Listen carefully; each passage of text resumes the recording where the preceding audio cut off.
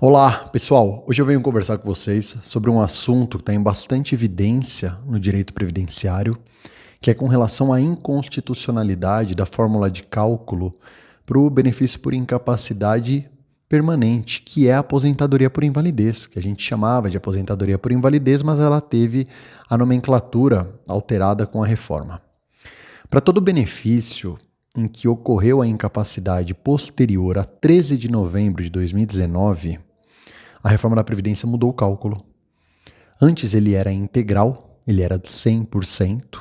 Nós pegávamos todo o salário de contribuição a partir de julho de 94, desconsiderávamos os 20% menores e dessa média o valor era integral. Agora não mais. Agora ele é de 60%, mais 2% a cada ano contribuído a partir do 15º ano, no caso de mulheres, a partir do 20º ano para os homens. Vou dar um exemplo. O José, ele possui uma doença que lhe causa incapacidade permanente para o trabalho, se aposenta por invalidez, posterior à reforma, ele tem 10 anos de pagamento ao INSS. O benefício dele ele vai perder 40% da renda, se comparado ao cálculo anterior à reforma. Isso é muito injusto. Ainda mais porque o benefício de auxílio-doença, que é o benefício por incapacidade temporário, ele é maior. Ele é de 91%. Então existe aí uma incongruência legislativa, onde quem tem uma incapacidade mais grave, mais severa, que não tem nem prazo de recuperação, o benefício chega a ser 31% menor do que aquela pessoa que tem a incapacidade de forma temporária. Vou dar um exemplo de 30 dias. Não que isso não seja grave, com certeza isso é. Porém, que o benefício seja revisado, a aposentadoria por invalidez, para os 100%. E algumas decisões judiciais têm garantido isso. Nós tivemos mais uma agora, veio de uma cidade do interior, um juizado especial federal, que está no Tribunal Regional Federal da Primeira Região, que mais uma vez entendeu como inconstitucional essa fórmula de cálculo. É uma tese de revisão. Essa tese vem ganhando muita força e de forma muito acertada, porque fere o princípio da isonomia. Como já se viu, o benefício temporário é maior do que o permanente. Naquele momento que a pessoa mais precisa do benefício, que ela vai ter gastos com medicamentos, ela não vai mais conseguir trabalhar, ela vai ter custos maiores, então ela precisa da sua renda para custear esses custos para sobreviver.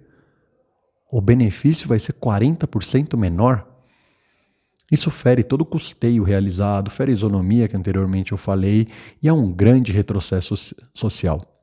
Ainda bem que nós temos juízes atentos a isso e também à realidade do trabalhador, entendendo pela inconstitucionalidade desse critério de cálculo. Isso ainda não está consolidado nos tribunais superiores, é uma tese nova, vem ganhando força, acredito muito nela, acredito que existe sim uma inconstitucionalidade nessa fórmula de cálculo. Se comparada à anterior, nós andamos para trás. Então esperamos aí que o judiciário continue dando decisões que trazem dignidade, acho que esse seria o termo, para aquela pessoa que está incapaz de forma permanente para o trabalho e precisa da sua aposentadoria para sobreviver. Se com 100% já era difícil a sobrevivência dessa pessoa, conforme a regra anterior, e no dia a dia a gente verifica isso, que o aposentado por invalidez anterior à reforma da Previdência, ele tem gastos maiores com medicamentos, locomoções a hospitais, a tratamento, seja transporte público, ou seja, se ele tem sua própria condução, o custo de vida dele aumenta. E agora o INSS, que é um seguro, uma garantia social, onde o trabalhador de forma obrigatória pagou, ele reduz esse benefício em 40%.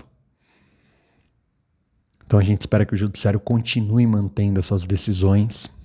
Essa decisão, esse processo chegou já no STF, porém, até foi noticiado na mídia que o STF tinha decidido sobre isso, ele não decidiu.